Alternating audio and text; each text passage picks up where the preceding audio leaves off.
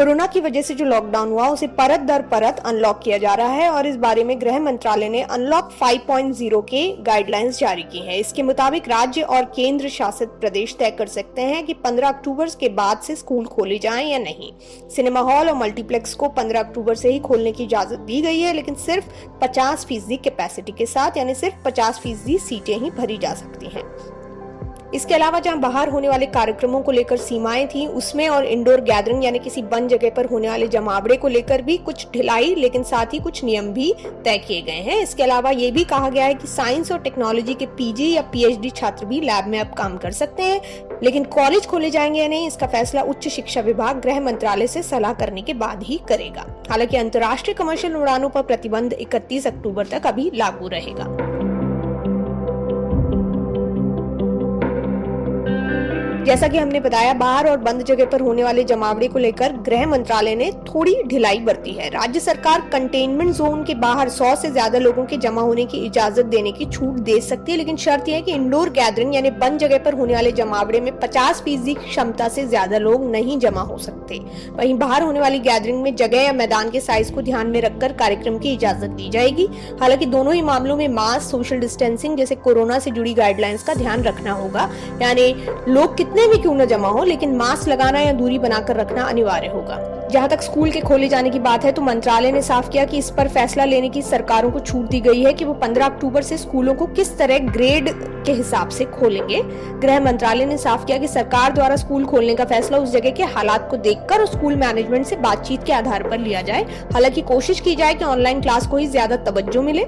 मंत्रालय का कहना है कि कई बच्चे स्कूल आने से ज्यादा ऑनलाइन क्लास अटेंड करना बेहतर मान रहे हैं और उन्हें ये करने की अनुमति मिलनी चाहिए। स्टूडेंट्स चाहें तो अभिभावक से लिखित मंजूरी लेने के बाद स्कूल आ सकते हैं, लेकिन अटेंडेंस को थोपा ना जाए और इस तरह के फैसलों में अभिभावकों की रजामंदी बेहद जरूरी है।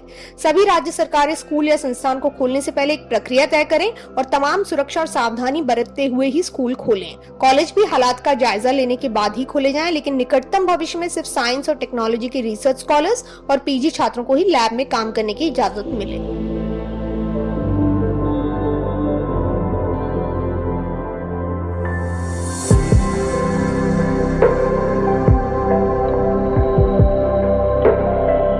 अनलॉक 5 गाइडलाइंस में अंतर्राष्ट्रीय फ्लाइट्स को फिलहाल राहत नहीं मिली है और डीजीसीए यानी directorate general of civil aviation ने 31 अक्टूबर तक फिलहाल इंटरनेशनल फ्लाइट्स को सस्पेंड कर रखा है।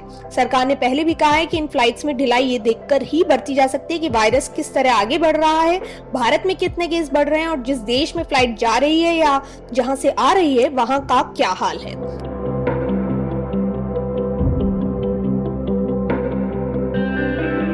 हालांकि भारत ने 15 देशों के साथ एयर बबल अरेंजमेंट किया है, जिसमें America, UK, Canada, UAE, Qatar, Nigeria, Maldives, Kenya, Japan, Iraq, Germany, France, Bhutan, Bahrain और अफगानिस्तान शामिल है।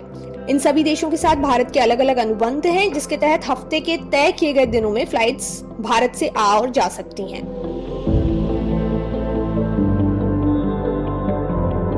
अनलॉक 5 में खिलाड़ियों के लिए स्विमिंग पूल भी खोले जाएंगे, वहीं एंटरटेनमेंट पार्क्स भी खोल दिए जाएंगे, लेकिन जैसा कि हमने कहा, इन सभी को लेकर सरकार को एक तय प्रक्रिया से गुजरना होगा। ये देखना होगा कि कोविड से जुड़े किसी तरह की नियम की अनदेखी ना हो। ये भी साफ किया गया कि कंटेनमेंट जोन में 31 अक्टूबर तक लॉकडाउन रहेगा। राज्य सरकारें जोन से बाहर गृह मंत्रालय से बातचीत के बगैर लोकल लॉकडाउन नहीं लगा सकती।